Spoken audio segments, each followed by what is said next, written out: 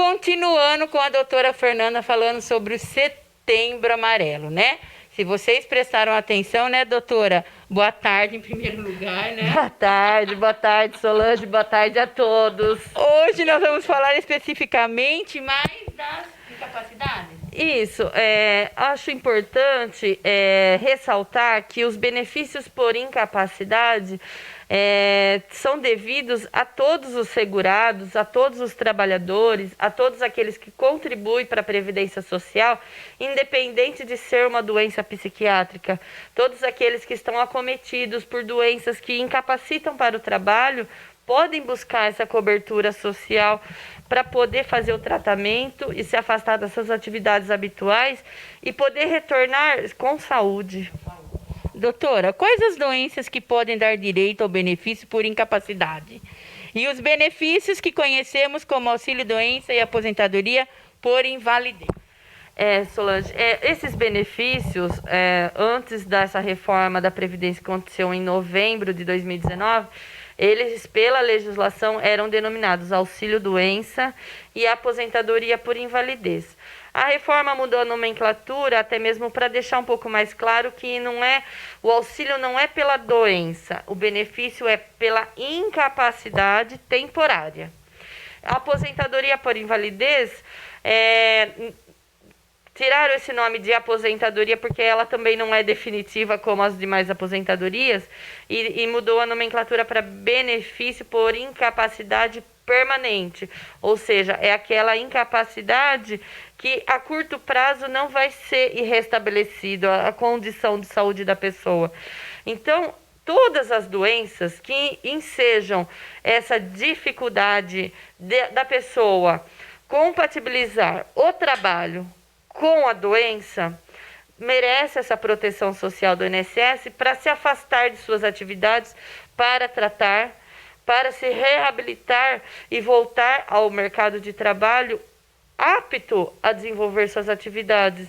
E não assim com o sacrifício por não estar bem de saúde. E doutora, mudou alguma coisa na reforma da Previdência em relação a isso?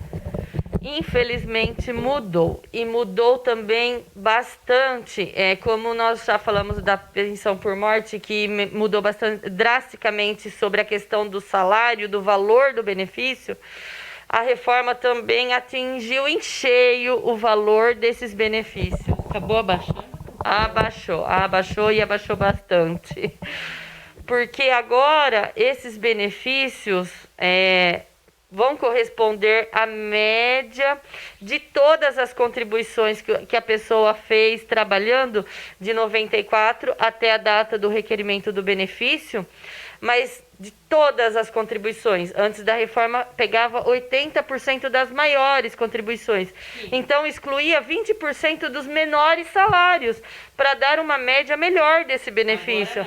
Agora não, pega todos eles, não dispensa nenhum, não descarta. E além de não descartar, começa o benefício com 60% dessa média, e elevando 2% a cada ano trabalhado.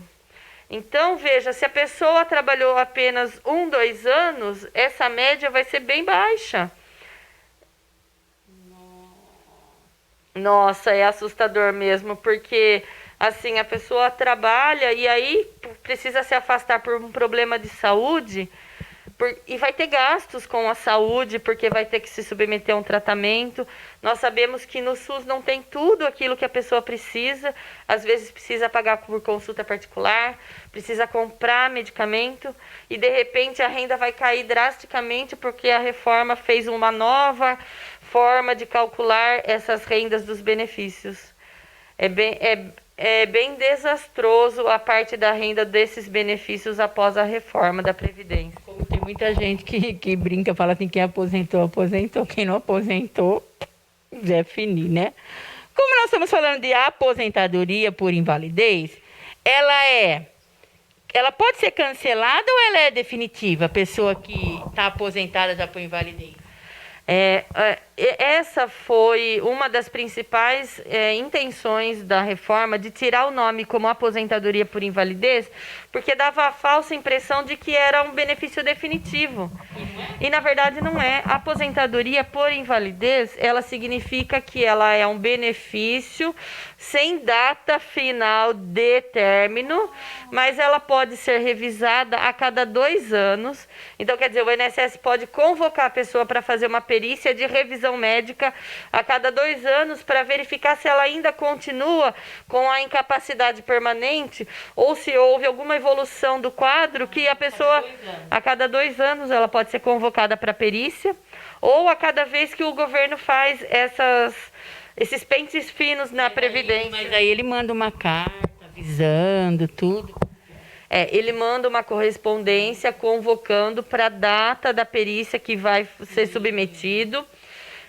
Por isso que a gente ressalta a importância de todos aqueles que recebem benefício sempre manter atualizado o endereço no INSS para essa correspondência chegar na sua casa e saber que tem que ir para a perícia. Porque se faltar na perícia, mesmo que não saiba que tem a perícia, o que o INSS faz?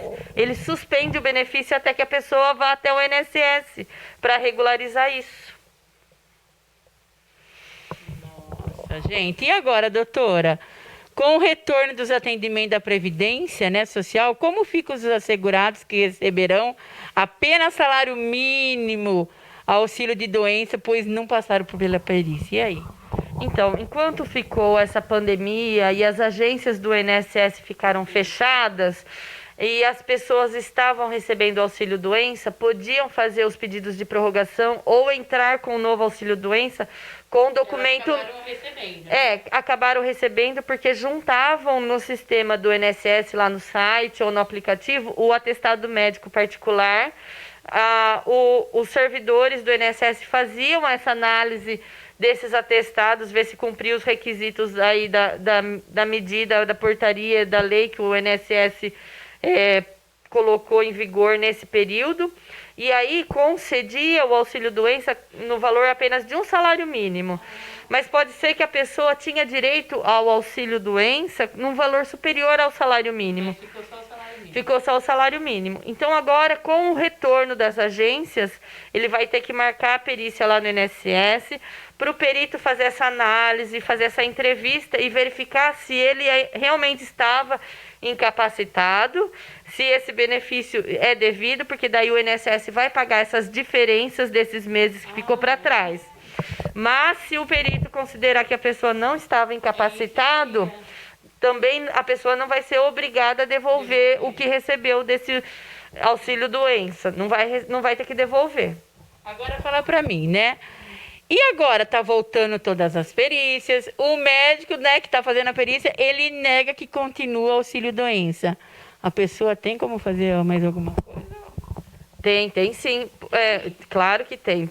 Pois a gente sabe que essas perícias que são realizadas no INSS, às vezes não traz o contentamento da pessoa. A pessoa pode considerar que ainda não está apta ao trabalho e aí ela pode entrar na Justiça Federal, no Juizado Especial Federal ou na Justiça Comum, dependendo do tipo do benefício, requerendo esse reconhecimento que ainda continua incapaz e continuar recebendo o benefício, porque vai ser submetido a uma perícia médica judicial, que na justiça sempre marca-se com um especialista.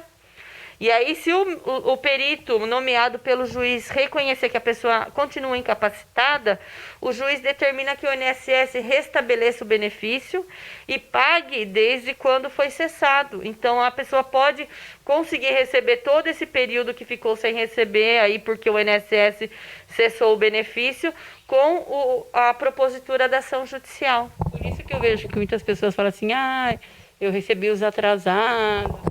Isso, quando a pessoa fala que recebeu os atrasados, é porque ela entrou com essa ação judicial pedindo para que o juiz reconhecesse que ela ainda não estava apta ao trabalho, e aí, por meio dessa perícia judicial e pela sentença do juiz, foi reconhecido que ela não estava apta, e o INSS é condenado a pagar os valores desde quando cortou o benefício.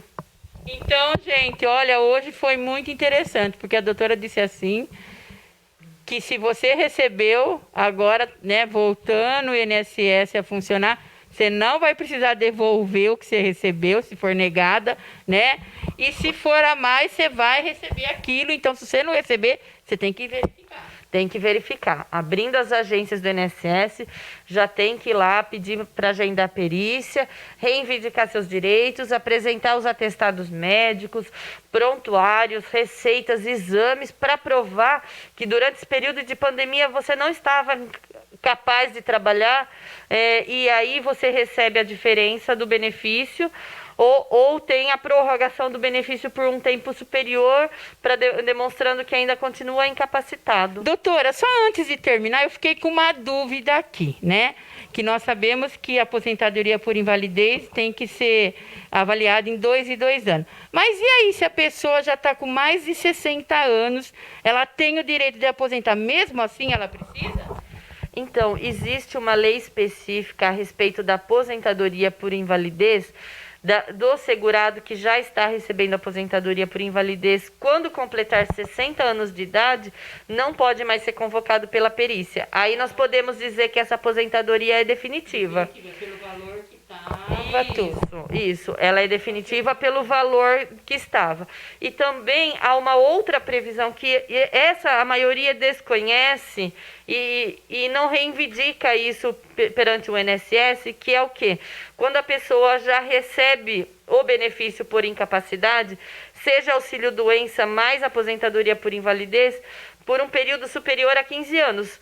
15 anos recebeu auxílio-doença ou aposentadoria por invalidez, e não foi convocado e completou 55 anos de idade, também esse benefício da aposentadoria por invalidez se torna definitivo. Então, ó, presta atenção. Por isso que eu estava pensando, né? Eu fiquei com isso na cabeça. Falei, nossa, mas se a pessoa já tem 60 anos, ela vai ter que continuar? Não, gente, né? Como a doutora disse, nesses 2 casos, não precisa, né, doutora? Então, eu queria que, para terminar, a doutora pedisse que realmente as pessoas se informam, né? Acabam conhecendo todos os direitos que ela tem. Sim, é importante as pessoas documentarem esses problemas de saúde que enfrentam, essas doenças, pedindo o atestado do seu médico, fazendo os exames regularmente, guardando as receitas dos remédios que tomam, porque tudo isso são as provas necessárias para que você obtenha esse reconhecimento de que a sua doença está lhe incapacitando para o trabalho ou para a sua atividade habitual. Não precisa estar trabalhando registrado com carteira de trabalho para ter esse direito.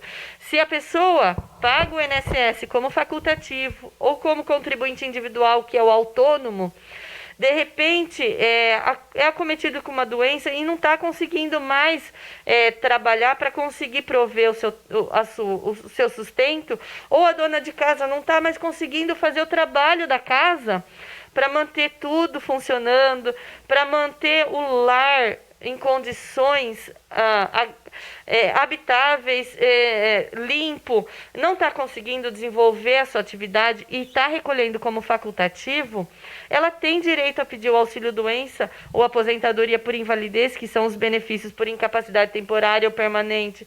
Não precisa haver o sacrifício, trabalhar carregado, que a gente fala, porque a pessoa tem direito de se tratar e se afastar de suas atividades para conseguir se restabelecer. A saúde é em primeiro lugar. Então, ó, fica a dica aí para você, né, que está passando por essa situação. Entre no site, procure uma advogada, né, mas se ajude. Né? Nós temos advogados capacitados para que possa estar te ajudando. Não fique aí, ó, desanimado não, porque não vale a pena, tá bom? Semana que vem, qualquer dia, eu vou querer que a doutora fale sobre como que fala? Presença de vida, é isso? Prova de vida, tá bom?